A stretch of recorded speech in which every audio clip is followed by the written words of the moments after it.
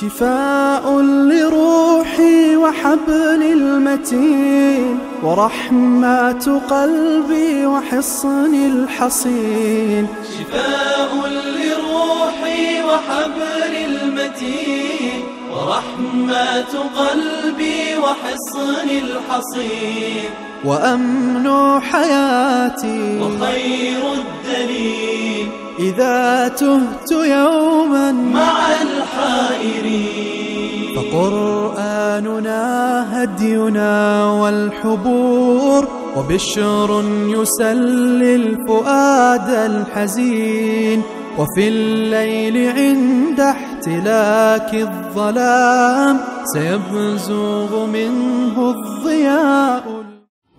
أعوذ بالله من الشيطان الرجيم. بسم الله الرحمن الرحيم.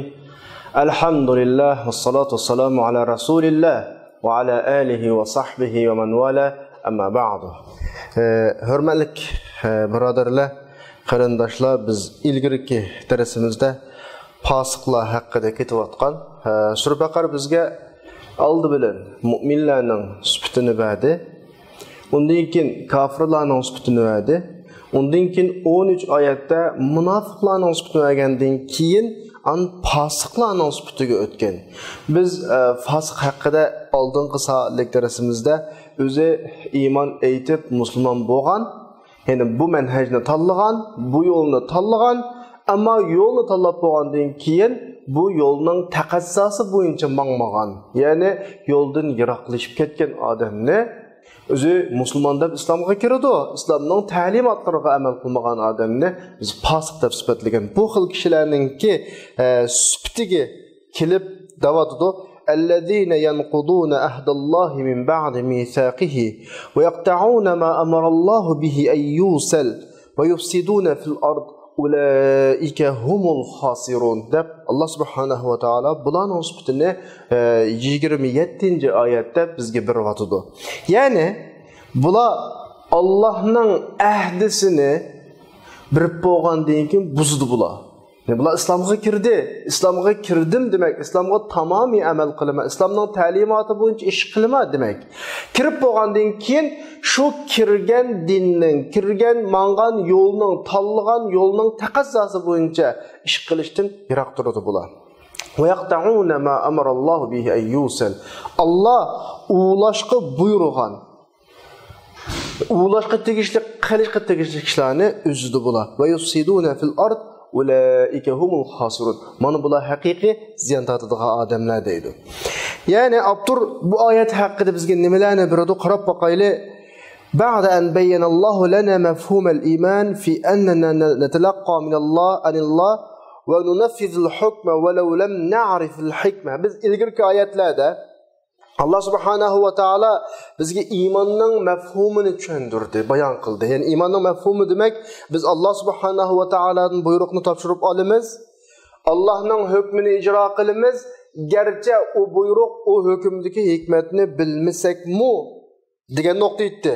Ya'ni Allohdan kelgan har buyruqni iymon mantiqida turib olamiz. Uning qandaqdir falsafiy, uning kenidagi ahamiyatlarini topa olsak, Fabiha ve ni'metin yaxshi, bu yaxshi.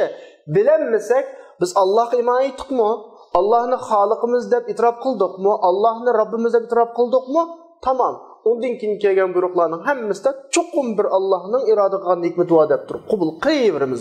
Uning hikmatini tushunmasakmi? Ya'ni buni degani Allah, bu buyruqni bizga tushagani Allah degan bu mantiqida turib biz Allohning buyruqlarini qarshilaymiz. Qanaqdir Küfre yoki shak qilish mantiqida emas. Küfre yoki shak qilish mantiqida emas. U qanday bo'ladi? Bu nima uchun unda qildigan emas? Ro'z so'ndaydi, ne foydasi bordi, namoz o'qingdaydi, nima ahamiyati bor degandek bu nuqtalarda emas. Ya'ni Allohdan kelgan har shayninki hikmeti birdan-bir hikmeti buning Alloh tarafidan kelganligi. Bu shuning o'zi yetarli. Allohning butun koinotning yaratquchisi, bizning yaratquchimiz, bizning tarbiyatchimiz, parvarishkorimiz yana.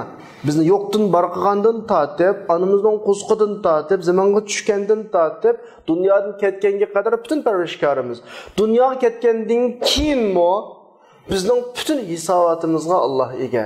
Bizning yaxshi yomonlik mukofot jazolarimizning hammasi Allohning ilkida degan bu nuqtaga ishongandan keyin Alloh tarafidan kelgan buyruq bizga nisbatan kesin buyruq bo'lish kerak ekan. Keskin. Shu Allohdan kelganligining o'zi bizga nisbatan yetarlik nim bo'lish kerak o, hikmatli bo'lish kerak degan mushu nuqtada turib qabul qilamiz deb buni biz ilgirki darslarda bayon qilgandik. Bu mu'minning tutgan pozitsiyasi.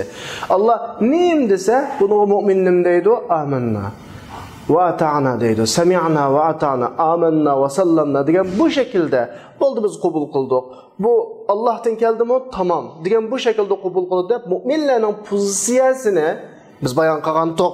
Endi bu oyatda Allah subhanahu wa ta'ala fasiqlarning Allohning manhajidan yiroqlashgan, Allohning yo'lidan yiroqlashgan kishilar ekanligini xabar qilyapti. Ya'ni Allah subhanahu wa ta'ala bizga fasiqlarning sifatini bayon qilib, 3 sifatni belgiladi bularning sifatini. Birinchisi, bular Allohga ahdi, misoq berib qo'ygandan Allohning va'dasini buzdi bular. Tabiiyki Allah'ın vədisini buzalğan adam insanlar oturduğu vədi ahdi misak ne olsun? İkincisi Allah subhanahu wa ta'ala ulaşqı buyurğan işlerini üzüdü deydi. Üçüncüsü bular zimində əskilik qılıdı bular, çiriklikçidir, buzğunçuluq qılıdı bular. Yani Allah subhanahu wa ta'ala bularning hükmünü muayyanlaştırıp bularning ahirqi Allah qo'ygan tamğısı bularga Allah bergan hükm ulaika humul khasirun. Bular ziyan tortadigan. Demak, bularning oxirati nasibasi yo'q, bularningki da'votidir. Yani bunun en ahir erişdiğin neticesi del bular erişken netice ziyan, ziyan tortadi degan ziyan bularning o'zining qilgan ishi tufaylidan bo'ladi. Bu sabablik bo'ladi. Chunki bular manhajni, yo'lni tashlab o'ziga o'zining xohishi bilan yo'l tepish, o'zicha o'zining xohishi bilan o'ziga qonunlarni bekitish, o'zining yo'lini o'zi sizishdek bir xil qilgan ishlar va mush tufaylidan bo'ladi. Shunga Alloh subhanahu va taolo fosiqlar haqida ilgirki oyatlarda ulaikallazina ishtarawud-dalalata bil-huda bular tegishga adamlar. Elishqi tegishlik narsani ammay uni qo'yib qo'yib, ammas tegishlik narsani olgan odamlar fama rabihat tijaratuhum bularning bu so'dasi payt topamadi. Va ma kanu muhtadin. Bular to'g'ri yo'lda mang'anmadi degan. Demak, bular o'zi tanlagan odamlar bular. O'zining yo'lini o'zi seçgan odamlar bular. O'zi tanlagan odamlar bular. Ya'ni bular dalolatni, azg'unlikni tanlab, Allohning hidoyatidan iborat yo'lni buning pulu sifatida, bedeli sifatida bir vetga odamlar. Yani yo'l tanlashda dalolatni tanlagan odamlar. Xuddi bular nihoyatda ziyon bir savdo qilgan odamlardir. Chunki Allohning hidoyati bizni mangulik hayot yo'qolmaydigan, ne'matga boshlaydigan bir narsa. Mangulik yo'qolmaydigan bir narsani tashlab qo'yib, vaqtliq yo'qoladigan fani dunyoni tanlaganligi, bu dunyoning havaslarini tanlaganligining o'zi bir normal savdoga o'xshatilsa, bir odam ikki mashinasini birisi-birisidan tegashsa, ikki odam o'zining mashinasini o'zaro birisining mashinasininki tehi biroq qilinish vaqti necha 10 yil bor. Birisining yaqindan biroq bo'lib qolsa, tabiiyki buningda kesin hukm chiqaramizki, ma odam ziyon tortdi. Mana bunda ahmoqman. O'zining necha 10 yil minalaydigan mashinasini kelib, necha yildan keyin yoki necha oydan keyin biroq qilinadigan bu mashinaga tegashdi deydigan bir xil hukmni chiqaramiz. O'xshash bahol ayni masala. Valillahil masalul a'la. Yani munofiqning, fosiqning, mushriklarningki bu dunyoni tanlaganligi dal shunga o'xshagan bir masala. Allah subhanahu va taolo o'zining tövendeki sözler bizge bu şekilni izahlab bu suratni bizge gapirayotdi. İnnallaha ishtara minal mu'minina anfusahum va amwalahum bi anna lahumul cennet. Allah mu'minlardan ularning jonni va mollarini jannat badaliga setib oldi. Yani mu'minlar bu dunyoda bir savdo qilgan Alloh bilan, yani Alloh bilan bir to'xtam tuzgan, iymon aytish, jonni meli bilan jihad qilish, buning badaliga jannatga erishish savdosi.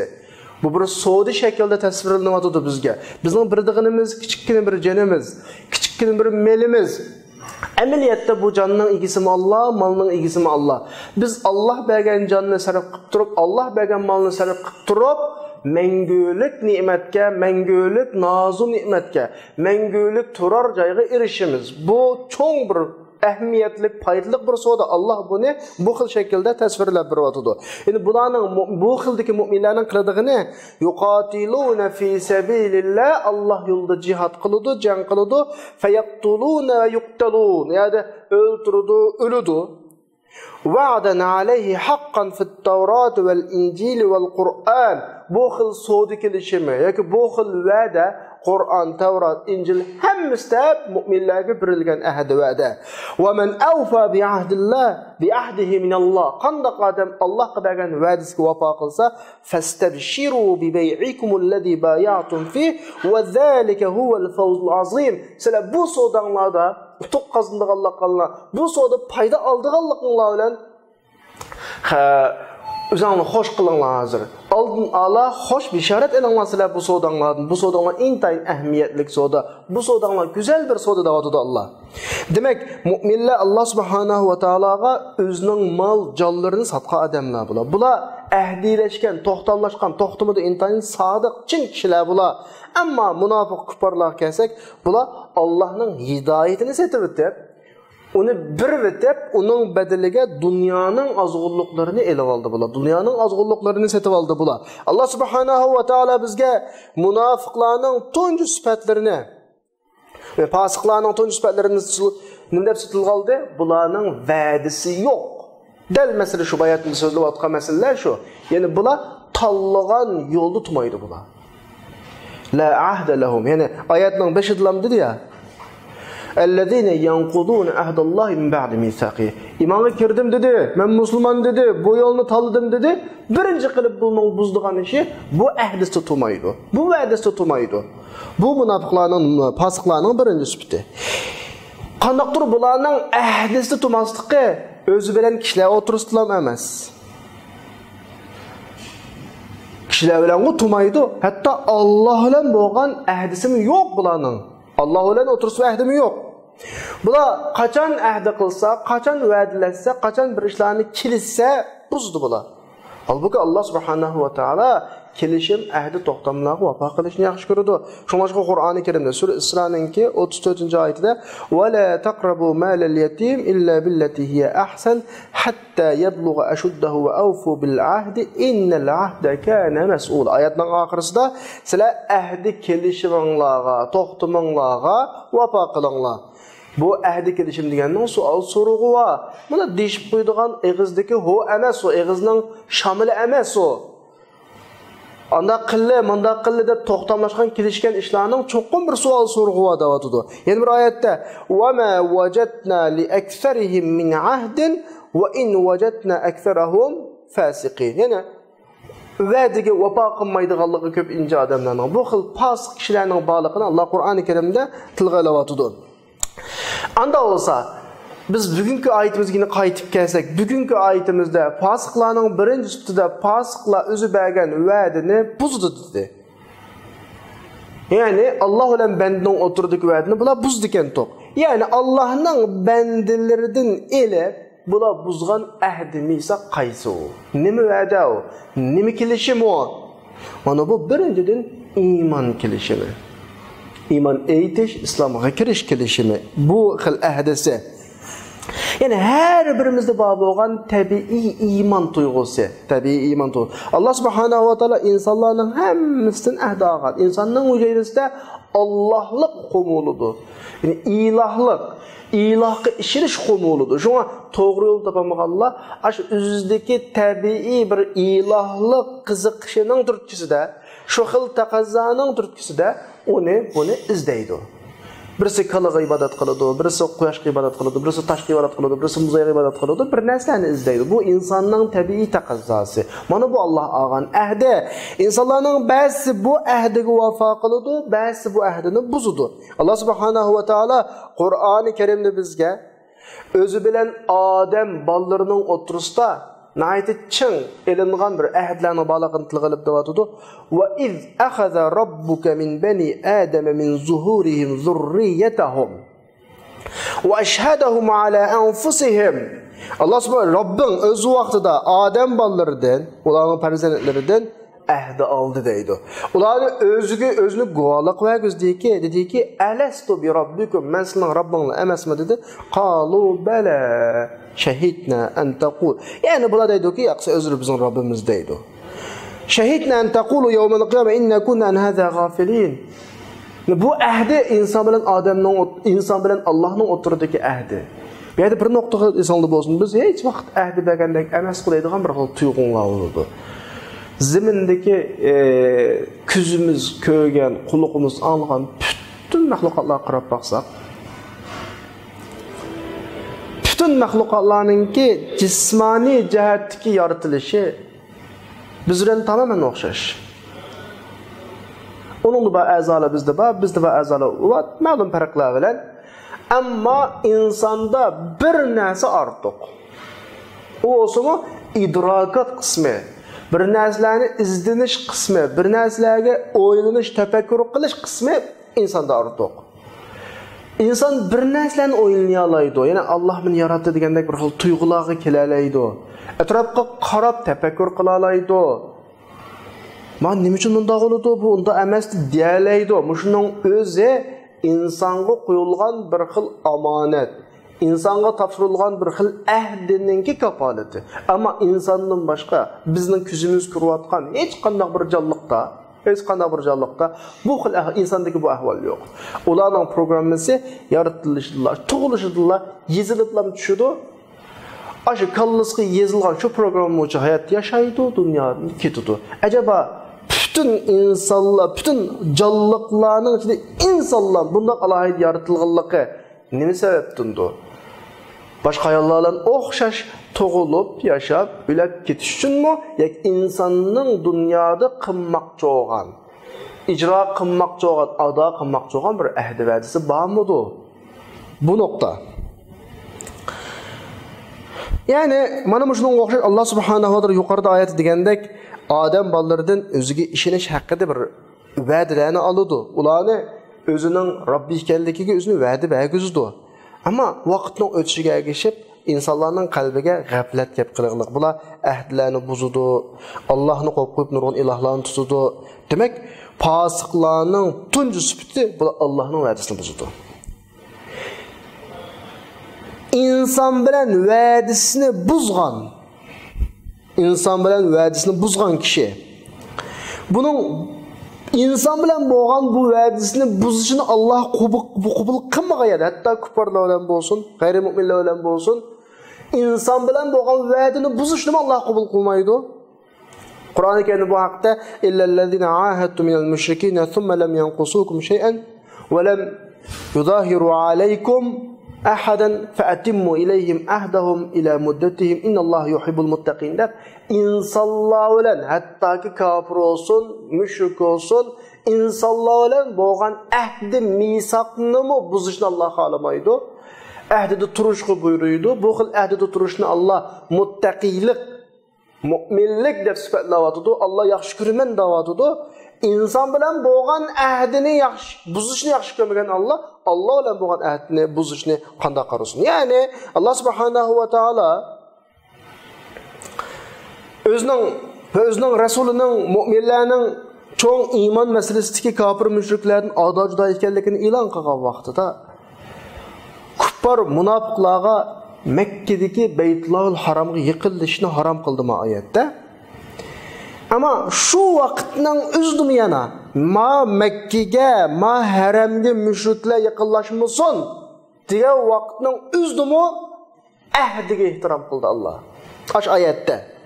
Hatta müşriklar bilan mu'minlardan aş ahdiga vafo qilishni talab qildi. Vafo qilinglar uningga dedi. Hey, endi mushu kafir müşrikka qarta tutadigan iymoniy yo'lning mavqasi bu olsa ahdiga nisbatan ahdiga nisbatan müşrik bilan ahdlasangmi amal qil deyotgan ahvol bu olsa, agar sen masalan bir ahd qilishgan bo'lsang müşrik kafir bilan buningga shu muddati to'shqanga qadar vafo qilishing kerak. Bu olsa fakkayfa bil mushrikin va qad ahadul xaliqul a'zam. Yani müşriklarning masalasi qanday bo'lib ketadi? Bular xaliqul a'zam bo'lgan Allohga va'da bergan bular. Allah'a va'd bulup özünün nayet müstehkem bergen va'disini buzgan bula. Allah'ın meniziga xiyanat qilgan bula. Allah'ın va'disiga xiyanat qilgan bula. Hey, Allah'a bergen va'disiga amal qilmagan bu adamlarning insonlarga bergen va'disiga amal qilishi bulamdi. Masala bu yerda. İnsonga qoldirilgan bir amanat var bu dunyoda. Bir ahdlashgan tarafimiz var bizningki. To'g'ri, Ahmet Samet Mehmet'in esli olmaslığı mümkün. Oy men hiç isimli yok diyeceğim mümkün. Ama men bayatın degandek insanın insan bulup idrakatlık yaratılganlığı, başka hayvanların farklı yaratılganlığı, özgüçü bir haletlerinin özü, bir ahdi tasavvuru, bir oylaş tegishlik mesele. İnsan bunun amal kılamasa insanlar bilen boğan ahdisine qanday amal kılsın? Demek fasıqlarning tuncu süpiti öz xaliqi bilen qilgan ahdisi bulatmaydı. Xaliq bilen ahdisi tutmagan ekan insonlar bilen bo'lgan ahdisi yo'q bularning. Chunki biz ularga ishonmaymiz, ishoncha qilolmaymiz. Demak, munofiq fasiqlarning birinchi sifati vellezina yanquduna ahdallahi min ba'di mithaqihi. Ahdi buzudu. Bu fasiqlarning birinchi sifati. Birinchi sifatdan keyin ikkinchi fasiqlarning ikkinchi sifati keladi. Ve yaqta'una ma amarallahu bihi ayyusal. Allah ulaşqa buyurgan işlerini bular üzüd deydi. Yani Allah subhanahu wa ta'ala ulaşqa buyurgan öz ara münasebet. Sil rahim deb ataymiz. Öz ara münasebet. Tuqqallarımız bilan bo'lgan münasebet, qulum qo'shtirimiz bilan bo'lgan münasebet, savoqdoshlarimiz bilan bo'lgan münasebet, milletimiz bilan bo'lgan münasebet, g'ayri millat bilan bo'lgan münasebet, inson bilan insonning o'tirdagi münasebetlarning hammasi sil rahmat deb ataladi. Allah subhanahu wa ta'ala biz sil rahmini ulaşqa münasebetni bog'lashqa buyuruydi. Masalan, bizning hammamiz Adem alayhisolamning bolalari. Payg'ambar alayhisolam hajjatida ata kullukum li Adam va Adamu min turab. Hamma Adem alayhisolamning bolalari. Mush hadisdan o'zidan bizning insonlar bilan munosabat bog'lash majburiyatida biz. Hech kimda munosabatimizni uzish huquqimiz yo'q. Hamma odam bilan xuddi qarindoshdek yashash majburiyatida biz. Mana bu Alloh buyurgan sil rahmat. Qanaqdir tuqqanlar bilan bo'lmaydi bu. Tuqqan eng kichik doira. Kengaysak bütün insanlara hadisdagi bayatni o'qigan hadisimiz bo'yicha kullukum li Adam. Hammalar Adem alayhisolamning bolalari. Ya'ni shunga o'xshash biz Allah subhanahu wa ta'ala bizning diqqatimizni chekitayotgan insoniy bir aloqa bor bu yerda. Aloqa masalasi. Bu aloqa dastlab oiladan boshlanadi. Undan keyin mahalla, yezg'ichi kengayib buni o'z ichiga oladi. Undan keyin kengayib davlat, jamiyatni o'z ichiga oladi. Undan keyin bütün müminlarni o'z ichiga oladi. Undan keyin kengayib bütün dunyoni o'z ichiga oladi. Bularning har birisining darajasi o'xshamagan taqdirdami, ammo Allohning bizga qo'ygan sil rahma talibi bu. Yani hech kimdan munosabatni uzib o'tmaslik, hammadan bilan munosabatni saqlash. Mana bu Allah subhanahu wa ta'ala bizning diqqatimizni chekishni, bizni qaratmoqchi bo'lgan insoniy uquvat, insoniy qarindoshlik. Lekin bu yerda bir qarash bor. Yani insoniy tarafga qarashlik emas. Balki mana davat qilib bularning, bu fasiqlarning qilayotgan ishning hammasini ma'siyat, Allohning buyrug'iga xiloflik qilganlik deb xotirlayotdi. ويقطعون ما أمر الله به أن يوصل ويقطعون ما أمر الله به أن يوصل. Yani çünkü Allah subhanahu wa ta'ala bizning sil rahmi ulaşqa buyurdi. Mavla kelib xiloflik qilib Allah buyurgan ishlarga osilik qildi. Bu xil munosabatni uzdi. Demak, masala bu yerda bir ikki juz'iy masala emas, asosiy prinsipga xiloflik qilish masalasi. Allohning buyruqlaridan bir ma'lum bir buyruqqa osilik qilish masalasi. Yani sil rahmi insonlar o'rtasidagi ijtimoiy kafolatning ma'lum bir turlarini paydo qiladi. Ma'lum bir shaxsga musibat yetsa, o kim bo'lsin, uning tuqqanlari shu qiyinchiliklarda uning qishida tusa masalan. Ularning tuqqanlarining har biri buningdan bu qiyinchilikni yengillatishga tirishadi masalan. Oila o'tirisidagi bu xil qo'llash o'zaro bu aileni şu ba'zi bir hodisalarga duch kelishda, ba'zi musibatlarga qarshi turishda kuchli holatga keladi. Demak, jamiyatdan, oiladan hech kim bu hayotda o'zininki tugishib ketadigan, vayron bo'lib ketadiganlik tuyg'usi bo'lmaydi. Chunki u oilasi bilan mustahkam bog'langan yoki o'zininki yurt mahallasi bilan mustahkam bog'langan, mashta holat shakllanganida cemiyetin özara ölçmenlik adavat yo'qolib ketadi. Ailevi buzuluş, ailevi chirish, ailevi ajrab ketishlar, aile buzilib ketishlar bu yo'qaydi. Cemiyet hammasi xuddi bir ailega o'xshash bir gavdiga aylanadigan gap.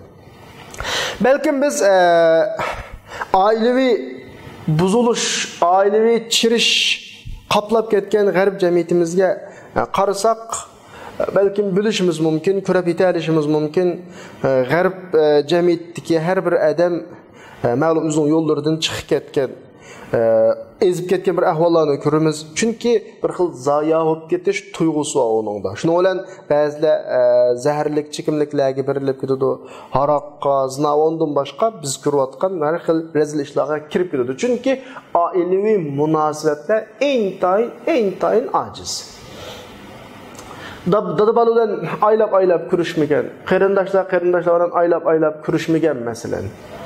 Tuqqallar bilan ko'rishmagan, bir o'rinda 2-3 yillab xizmat qilganlar u o'rindan chiqib ketsa, xizmatini yo'qolib ketsa, aylab yillab u izlashmaydigan, yo'qolib ketadigan. Bundaq bir ahvollar intayin avj olib ketgan bo'lg'achqa hech kim o'zidan emin emas. Yolg'iz yashaydigan. Ayol kishi to'y qilmaydi, yolg'iz yashaydi.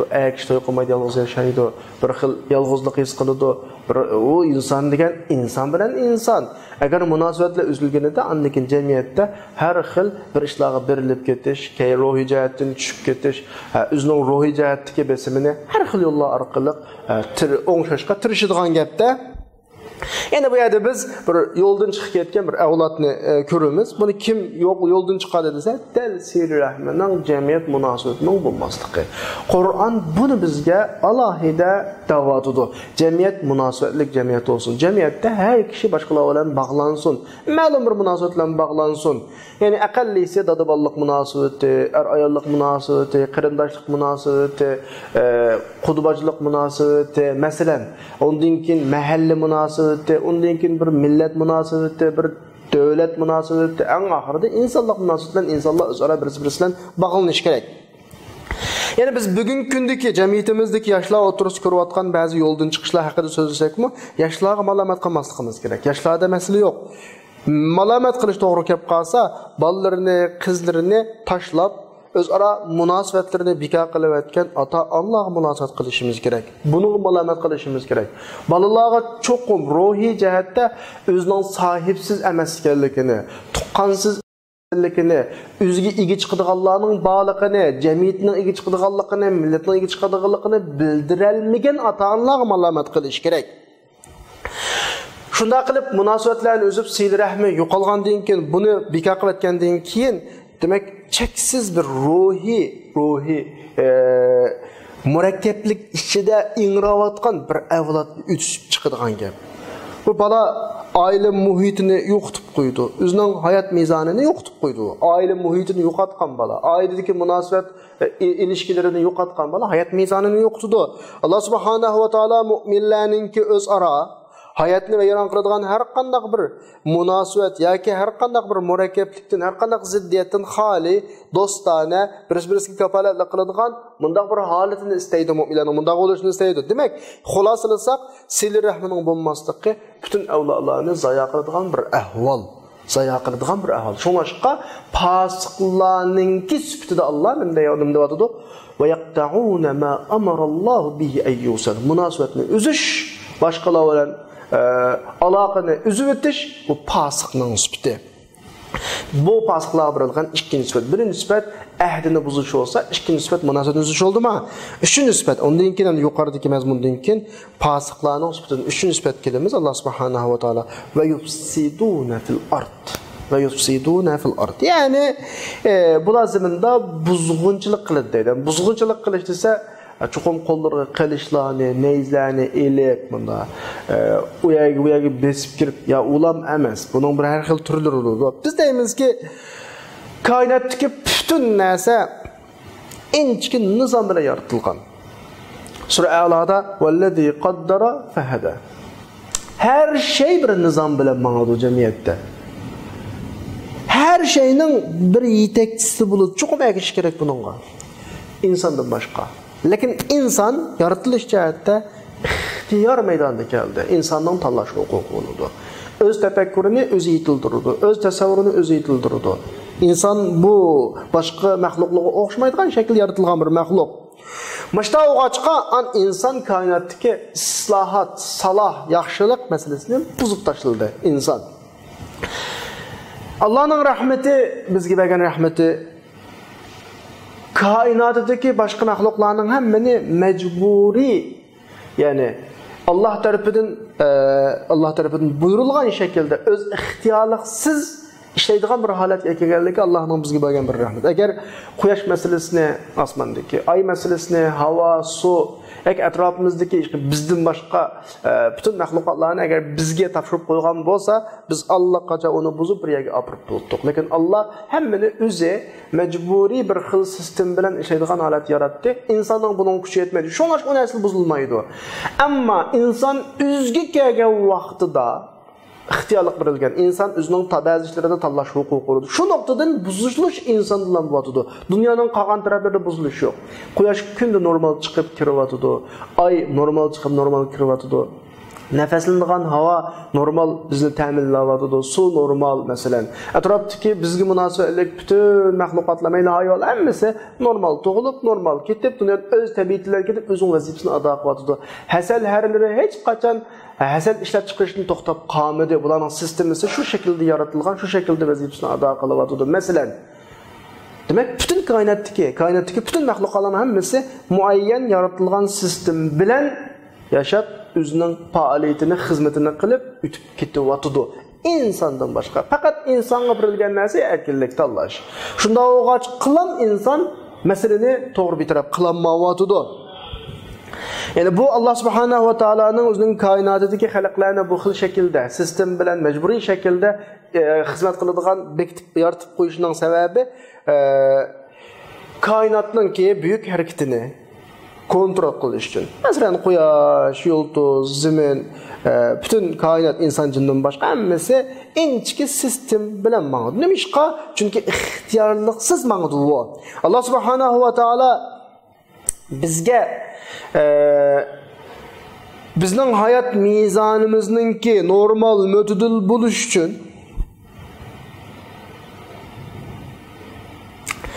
özümüzni Allah'ın menheci bilan kontrol qilish keraklik ekanligimizni xabar qilyapti. Bu yerda bir masala bor. İnsan bilan jindan boshqa bütün mahluklar muayyan sistem bilan yaratilib, muayyan sistem bilan mang'di. Şunu ularga kitob kelmaydi, payg'ambar kelmaydi. Faqat inson bilan jinga ixtiyorlik berilgan. Yani tanlash huquqi berilgan. Tanlash huquqi berildi degan gap o'zi mang'digan yo'lni tanlay oladi degan gap. Ammo dünyada bir kanuniyet var ki, şu kanuniyetke emel kılındığında buzuldu işler. Yani insan ihtiyarlık var. O kanuniyetini tanlamaslık ihtiyarlıkta tapamazlık mı ihtimali var. Bu yüzden şu kanuniyet boyunca nasıl şekilde hayatını devam kılıp, dünya hayatını normal tertipte menilişi için insan bir ritmga kirish kerak, tertib kerak. Bu tertib de Allah'ın menheci bilan hukm qilish orqali, shuni uchun tutish orqali bo'ladi. Yani xuddi bütün etrafımızdaki kainat, mecburi boysundirilgan kainat Allah'ın menheci bilan hukm berilgandek bo'ladi. Etrafımızdaki mesela bayatni deb o'tdik, yaman jiqdiq bu misollarni. Bütün bizden başka, insan jindan başka bütün mahlukotlar bir xil sistem bilan yaratilgan, ular shu xil sistem bilan harakat qiladi, shu xil sistem bilan ishlaydi, shunga boshqa ularda masala ko'rolmaydi. Endi bizda bu masala ko'rolmaslik uchun Allohning manhajlari mengish kerak. Ammo bu ixtiyor. Bizga ixtiyorlik berilgan yeri bor. Masalan shu. Yani insonning ixtiyorlik berilganlikning ma'nosi qandaqdir? Allohning manhajidan yaratılışib xolgancha sang bo'ladi deganlik emas. Chunki Allohning qahr sifati bizni xolgan ishga zo'rlab, majburlab boysundiraydi Allah. Yani bizni maqhurin, yani boysundirgan şekilde xuddi qo'ykalığa o'xshash, hasal harisga o'xshash dünyada vazifamizni bizning kallamizga sistem orqali yaratib, shu paytda bir xil ishlaydigan, ondan chiqib ketmaydigan holat yaratalaydi Allah. Lekin bizga Allah ixtiyorlik berdi. Sabab o'zimiz suyib kelish uchun majburiy emas. Mana bu insonning bütün mahluklarning alohidligi shu. Malaikalarning insonni sayda qilishining Sura Baqaraning 5-dagi Allah malaikalarni insonga sajda qilishga buyurdi ya. Bu yerdagi sababmi nima? Malaikadan unuqma desa, agar inson shu ixtiyorlik birilgan holati bilan turib, o'zga birilgan shuncha ixtiyorlik bilan turib, Allohning oldiga o'z erkinlik bilan keladi degan gap, bu ajoyib yuqur bir muhabbat degan gap. Endi majbur yoritilib malaikalarga o'xshash yoki boshqa hayvonlarga o'xshash yoritilgan sistem bilan ishlasa, bu yoritilmasa shunda. Uni alohidlik ammo erkin yoritilib, ixtiyorlik yoritilib, o'z ixtiyorligi bilan Allohning oldiga keldi degan gap, buningdagi muhabbat hech kimdagi muhabbatga teng emas degan gap yana. Bu buyuk bir muhabbat sohibi, Alloh qo'ygan muhabbat sohibi degan gapda. Ya'ni inson sen havaslarning ostida, masalan inson ashta yoritildi. Havasimizni keyinda maqsadimiz bo'ladi, ixtiyorligimiz bor. Lekin sen Allohni havasingdan bakroq yaxshi ko'rasan. Allohning muhabbatini oldida havasingni hech kimga teng qilmaysan. Shuning bilan o'zingni havasingga emas, Allohning ma'nisiga bog'laysan. Demek bu yerdeki mesele bizge ixtiyorlik birleş ma dünyada bizning öz ixtiyorligimiz bilan turib Allohning oldiga berib Allohning yo'liga ergishib darajamizni oshirish uchun berildi bu ixtiyorlik bizga. Qandaqdir bu ixtiyorlik bizga mazminda askerlik qilib, xohlagancha ish qilib, tartibni buzib, zaminning prinsipini, hayot prinsiplarini o'z ritmidan chiqarib uchun berilmadi. Bizga bu ixtiyorlik Allah subhanahu wa ta'alaga mecbur emas, özligimizden kilip, Allah'ın yolunu öz ixtiyorligimizdan tanlab, Allah'ın nazarındaki derecemizin aşırış için birilgen ixtiyorlik bu fırsat bu. Xuddi biz bir adamga, "Valillahil masalul a'la", sizning bu kishiniz ma'u, ayt kishiniz avu, undan boshqasini qilmaysiz, zaten mushunlarni qilasiz deb bektivatgan ahvollar bir adamga hamda oldingizda bir necha ish bor, ani qilsangiz bo'ldi, ani qilsangiz bo'ldi, o'zingiz xohlab qiling degandan keyin bunda qarab baqib eng yaxshi ishni qilsa, ixtiyor qilgan odam zodi bu isilkanmo. Asli oddiy ishni o'ziga egri kelmaydigan, jafo kelmaydigan ishni qilsin bo'ldi, lekin ani qildi, bu haqiqatan irodalik deydigan bir xil ahvol bo'ldi bizning oramizda. O'xshash masala. Alloh boshqa maxluqlarning hammani inchki sistem bilan yaratdi. Uni sistemdan chiqarmaydi. Ammo bizni ixtiyorlik bilan yaratdi, o'zimizni sistemga kirgizish orqali Allohning nazaridagi sevgimizni, darajamizni oshira olamiz. Bu insonga berilgan fazilat. Agar ashta qila olsak, biz farishtadan ulug'. Farishta sayda qildi bizga. Ammo unda qilinmay sistemga kirmaganimizda biz sistemsiz maxluqlarimiz u vaqtida ulaika kal an'am bal hum adall. Hayvondan turan. Chunki hayvon muayyan sistem bilan mangda hayotda. Shunlashqa aramizdan bizning hammamiz iman aytish, aytmaslikda ixtiyor. Erkinlik var. Bu ixtiyorlik Allah subhanahu va taolaning qalbimizdagi muhabbatini isbotlaydi. Mush ixtiyorlik bilan, erkinlik bilan turib, Allohning qishig'i mang'alidik, Allohning yo'lida mang'alidik. Bu Allohning favqulodda sevgisi. Lekin inson Allohga suyib, Alloh qo'ygan muhabbatidan kelishini ixtiyorni tanlashning o'rniga, ya'ni ixtiyorlikni Allohni suyib, Allohga bo'lgan muhabbat tufaylidan Allohning qishig'i kelishga tutishning o'rnida, bu orqali buyuk mukofotlarga erishishning o'rnida bu ixtiyorlik orqali zaminda buzuqchilik qiladi, buzg'unchilik qiladi. O'zing bir erkin tanlash var emasmi? Yo'ldan chiqadi, askarliklarni qiladi, zulm qiladi, xalqqa g'aybatini qiladi, yomon nashayan ishlarni qiladi, o'g'irlik qiladi, odam o'ldiradi. Bu bir ixtiyorlikni joyida ishlatilmagan ishda erkinlik yarashmagan gap bu insonga. Fasodchilik, ya'ni buzg'unchilik qanday shakllanadi desa, qilma degan sohani o'z o'rnidan yotkash deganlik bo'lib, ma'niki va yufsiduna fil ard degani zaminda buzg'unchilik qiladi, askarlik qiladi degani bizning manhajimiz qilma sohasi ya, qil ya qilma, mushta bir soha bo'ladi, Alloh bizga bergan. Shu sohani o'rnidan yotkash. Ya'ni mana o'rinda qo'yadi. Mizon olmishdi bu yerda deyishdi. Ya'ni sen Alloh qil deganda qilmaysa, qilma deganda qilsa. Mana bu zamindagi chiriklik, insondagi buzg'unchilik bu. Shuning bilan hayot mizoningni ta'tir qilayotgan bo'lsa bu orqali. Nimishqa? Chunki biz Allohning manhajidan yiroqlashgan holatimizda insonlar hayotini insonlashtiradigan umumiy qoidaga o'zimizni bog'lamagan. Chunki biz erkinlik berilganda bizga. Hammadan o'ziga qoida tuzib olgan. Hammadan o'zining ustidagi majburiyatni qilmayotgan. Bu yerda hayotda bir ziddiyat yuz beradi, to'qinish yuz beradi. Her pasatçılık mevcuttaki bir qabihlikni shakllantiradi. Masalan, bir yo'lda mangsiz, yangi silingan bir imoratdan birini, binodan birini ko'rsiz. Buning jo'maklaridan, su turbilaridan suning eqiyotganligini ko'rsangiz, bu eqiyotgan bo'lsa, siz mangayotgan yo'lda aziyat tortgan bo'lasiz. Balkim u bir yundulushi mumkin, pastga suvilishi mumkin. O joyda qilinmay, yaxshi qilinmay su eqib qoldi. Siz aslida mangdingiz, sizning ustingizga suv tushdi, aziyat tortdingiz. Chunki bu yerda bir yaxshi olmagan bir ahvol bor. Shu ko'z oldingizda siz aziyat bekor tortmaysiz. Yaxshi olmagan, layoqatida qilinmagan bir ish bor bu yerda.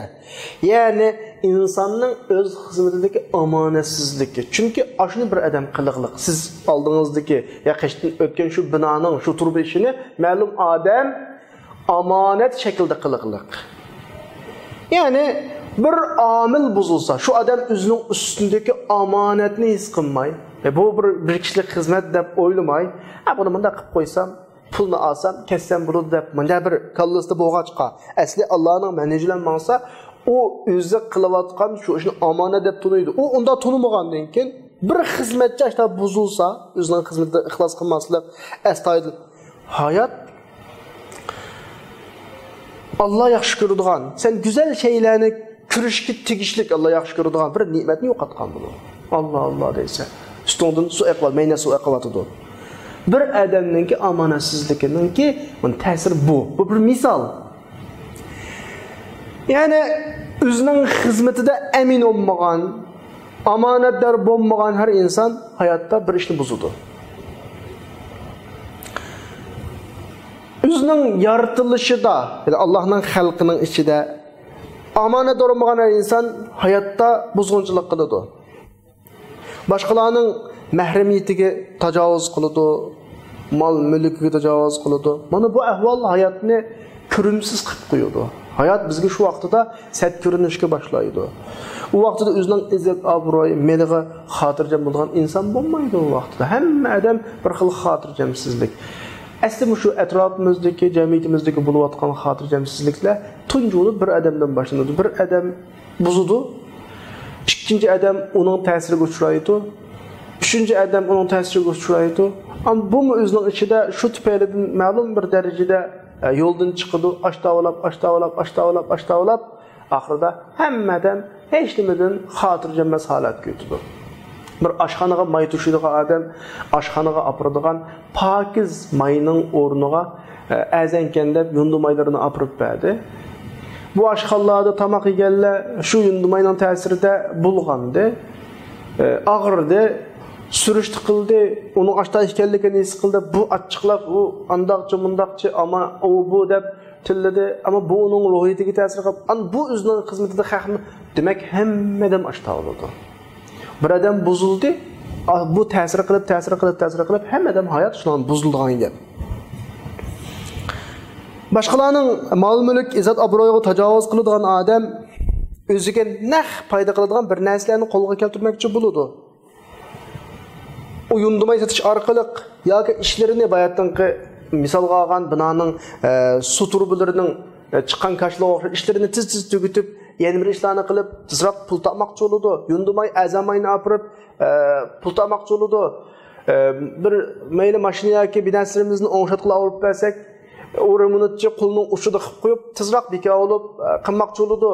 Biz bir uy soldik, qurilishchi yoki injenerlar aldırab yoki ma'lum bir o'zining shaxsiy manfaat tufaylidan aldırab, apila-shapila qilib qo'yib, ishlarni puxta qilmay, o'zining navbatdagi jiddiy shakldagi kichikgina bir manfaatini qo'lga keltirgan bo'ladi-yu, ammo hayotda bek cho'ng buzg'unchilik, bek cho'ng qalaymoqonchilikni paydo qiladi bu ahvol. Bir tijoratchi kishilarni aldisa, masalan,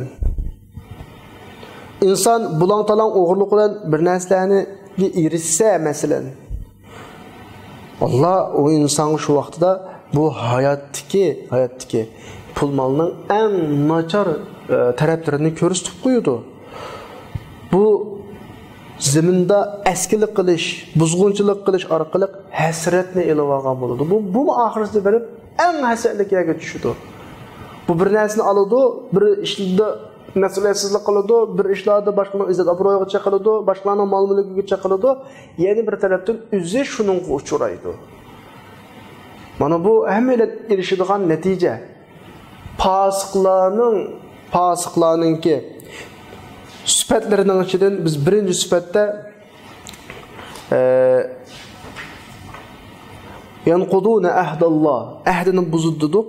Ikkinchisida Allah ulashqa buyurgan, bağlashqa buyurgan munosabatlarni uzdidik. Uchinchi sifatda hayotda, zaminda buzg'unchilik qildik. Buzg'unchilikning turlari biz misol olganda mana bizning hayotimizning qat-qatig'icha singib ketgan. Biz bir oddiy o'zimizning ustunlik mas'uliyatni qilmaganlikning o'zi buzg'unchilik qiladi. Chunki bizning shu ishimiz ikkinchi birovlarga ta'sir qiladi. U ikkinchi birovlar uning ta'siriga o'xshab u bir ishlarni qalaymagan qiladi. Uning ta'siri ashta qilib bizning hayotimiz amin, xotirjamlik, huzur degan narsani tushunib ko'rmaydigan bir jamiyatga aylanib ketadigan gap. Allah'ın menhecinin dünyadan yo'qolib ketishi demek, hammalar o'zimizning xohishinin quliga aylandik demekdir. Ishlar kishilarning xohishi bo'yicha mangan vaqtida hayotning harakati, hayot ritmi, saodat, aminlikning o'rniga baxtsizlik va xotirjamsizlik, yomonlikni olib keladigan gap. Bugun biz ko'rayotgan kishilarningki shikoyatlarining hammasi zamindagi buzg'unchilikning alomatlari. Hozir shikoyat qilmaydigan kim bor? Hammasi shikoyat qiladi. U uningdan, bu uningdan, amaldor fuqarodan, fuqaro amaldordan, hukumat o'zining o'zining fuqarolaridan, fuqaro o'zining hukumatidan, bu cho'ng kichik hamma yerga bo'lib ketgan ahvol bu. Shaxslar aro, hukumatlar aro hammasi shikoyat qiladi. Nima? U buzg'unchilik qiladi, uning ta'siri bu qiladi. Demak, bu yerdagi masala shu. Buzg'unchilik qilish. Yani buna deganlikning ma'nosi kishilar hammasi shikoyat qilib, hammasi jafo tortadi degan gap hisobda. Inson qilgan xato ishining dardini o'zi tortadi. Bu shikoyatning sabablarini yo'qtil deb harakatlanadigan odam yo'q. Nima uchun bo'ladi bu shikoyatlar? İnsanlar nima uchun bir-birisidan shikoyat qiladi? Hayotdan nima uchun bezorma insonlar? Sababi nima deydigan odamdan birisi yo'q.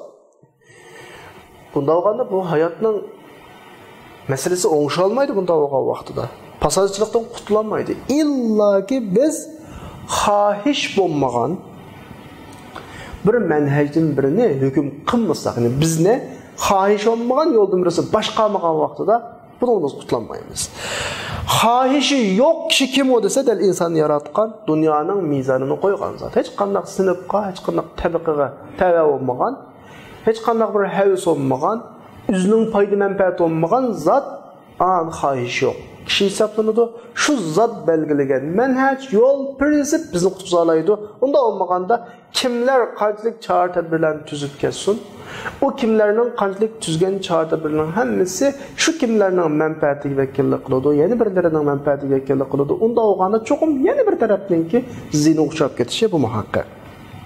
Pasajchilik ko'rinishlarininki, buzg'unchilik ko'rinishlarininki birinchisi masalan ishning ahli olmagan insonlarga topshirilishi, bu atrofimizda ko'rayotgan insonlar. Chunki ishni g'ayri ahliga topshirilgan vaqtida qiyomatni kutish kerak. Payg'ambar alayhisalom deydi: "Iza wussidal amru ila g'ayri ahlihi fantazir as-sa'a." Ish ahli olmagan kishiga topshirilgan vaqtda qiyomatni kutsang bo'ladi deydi. Nimishqa? Chunki bunda vaqtda jamiyat nifoq ve buzg'unchilik ishlarning xalaliga uchrash asosiga qurilgan bo'ladi. Ishning ahli olmagan odamga topshirildi degan gap chuqur o'zaro bir-birisiga ma'lum munosabatlar bilan, paralar bilan, xushomatlar bilan bulundu bu ahvol degan gap. Qandaqdir bu yerda ma'u puxta qilalaydi, ma'u ixlosmandda ma'u qilsin emas, una qarab o'ziga xushomat qilganga, o'ziga foyda manfaat qildigan odamga topshiriladigan gap ishlar.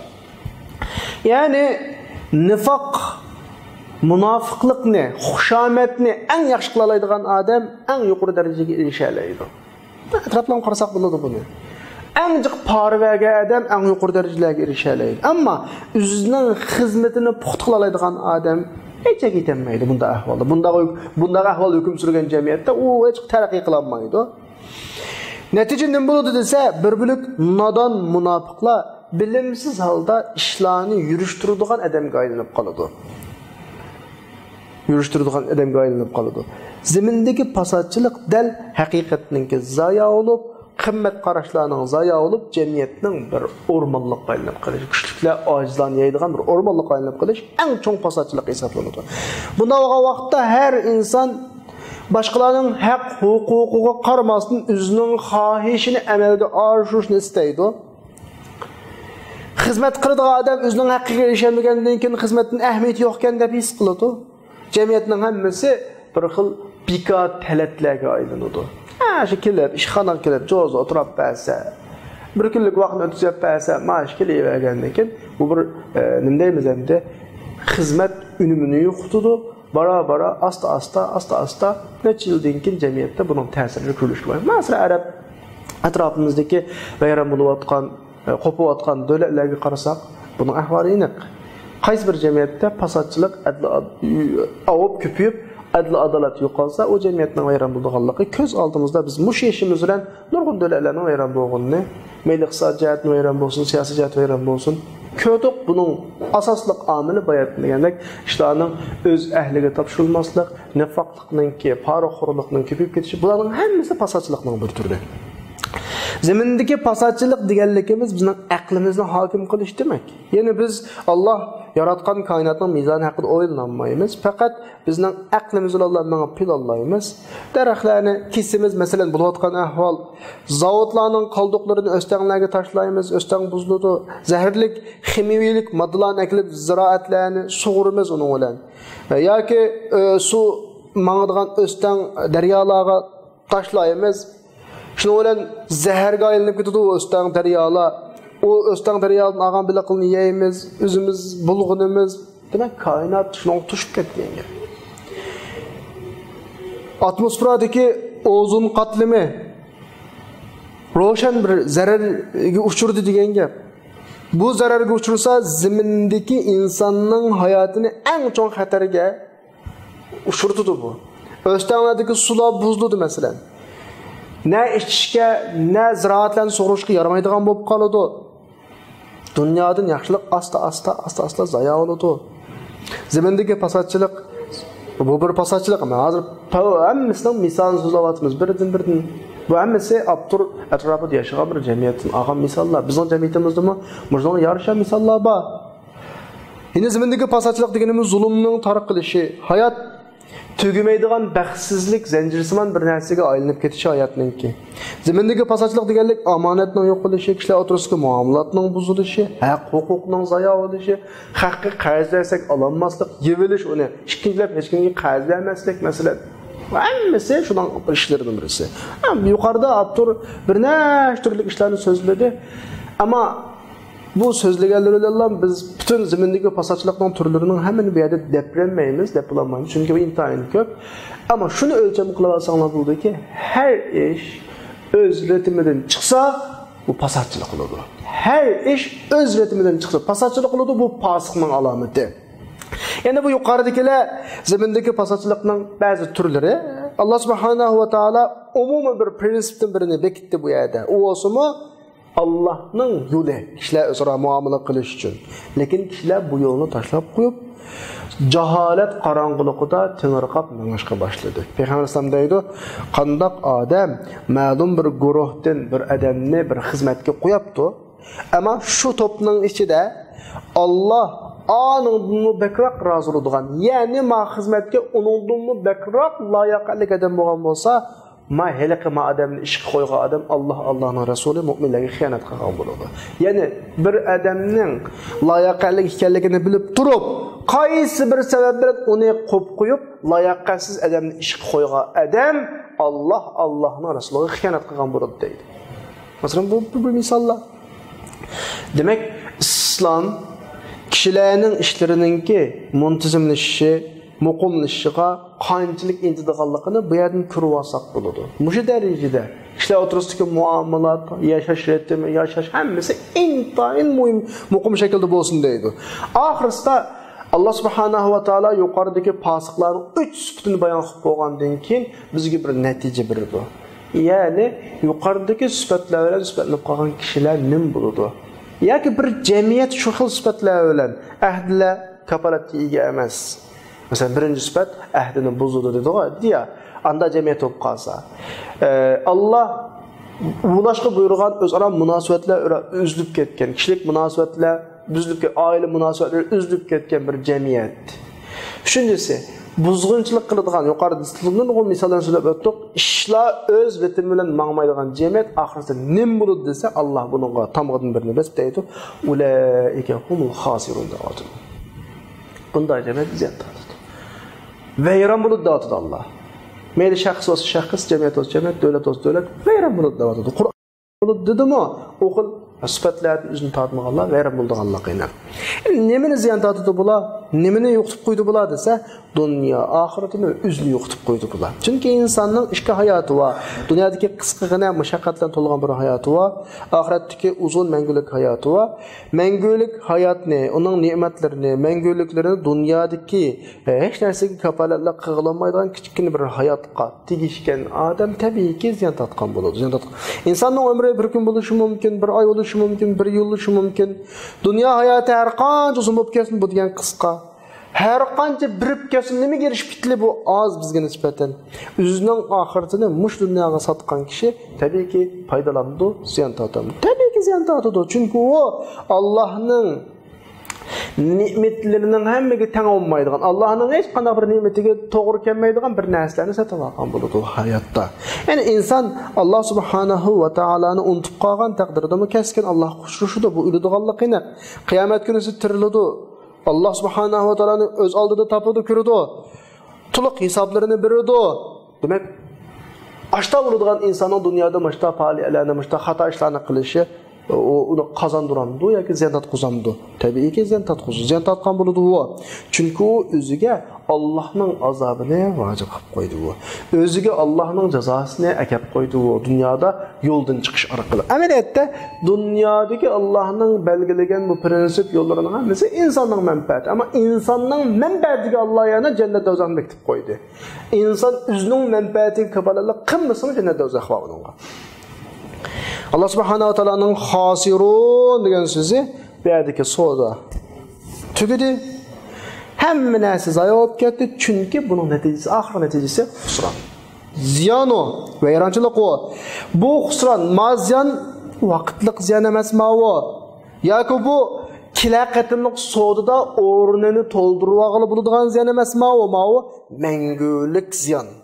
Bununla bulduğun pişman qattiq buludu. Kur'an-ı Kerim'e qarab baksak, inna enzernakum azaben qariba. Biz sizni agahlandırdık davatı. Dünyada dedik, anıqlamanı dedik.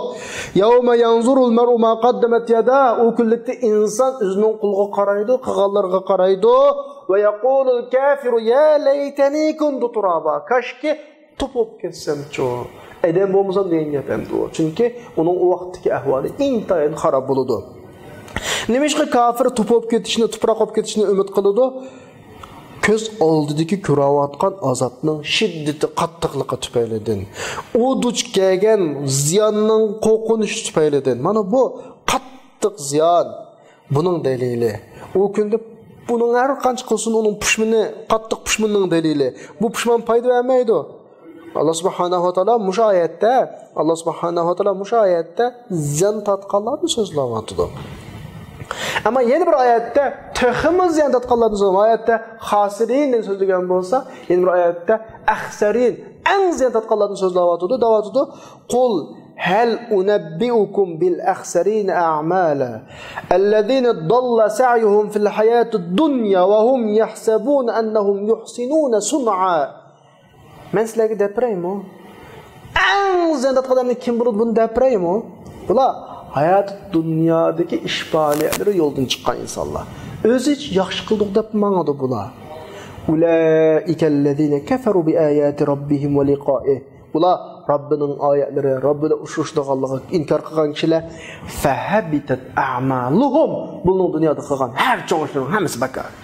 Fala nuqimu lahum yawmal qiyamati wazna. Ularni hech qanday e'tibor qilmaymiz deydi o ishlarni.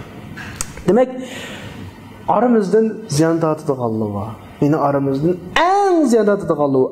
En ziyan tortadigan kim olsa Allah'ni inkar qilgan, qiyomatni inkar qilgan, Yaşaş, hayat faqat dunyoda bo'ladi deb o'ylagan odam. Uning xiyolida Alloh bo'lmagan. U har qanday bir ishni qilsa, har qanday bir ishni qilayotgan vaqtda kallasida Alloh bo'lmagan, balki uni shu ishni qildirayotgan dunyo bo'lgan. Ama bu insan dünyada aşta yaşap tuğsuzlan Allah subhanahu wa ta'ala uçraydı bu kıyamet günüsü. Hiç qanday bir yaxşılık hesaplanmaydı. Çünkü özünün yaxşılık bilen bu dünyanı közlegen ahiret nemez. Bunun ahirette hiç qanday bir oturup koyğudek bir nimesi bulmaydı. Nama yaxşı işleri bulmaydı. Biz hayran qalamiz. Nima uchun oxiratga ishonamiz deymiz? Oxiratga noz-ne'matga ishonamiz deymiz. Dunyodagi hayotimizni imtihon hayot deb turib, dunyodagi ishlarimizga tayyorlik qilganchilik tayyorlik qilmaymiz oxiratga. Bu insonlarning oxiratga bo'lgan iymonining chinligidan odamni gumonga soladi. Shu abtur davatudu. Hayron qalarkan masalan ba'zilar hayoti dunyoga bek kuchli tayyorlik qiladi. Ballarını qo'shnilik maktablarga avatidi. Bu o'qitish jarayonidagi ko'tarilmaydigan ishlarga chidaydi. Universitetlarga avatidi, chet elda o'qitishga avatidi. Bular mushunday qilish orqali bolalarni kelgusiga hozirlayotdi. Bu kelgusida keskin kelgusi emas, bilib ketishi mumkin va.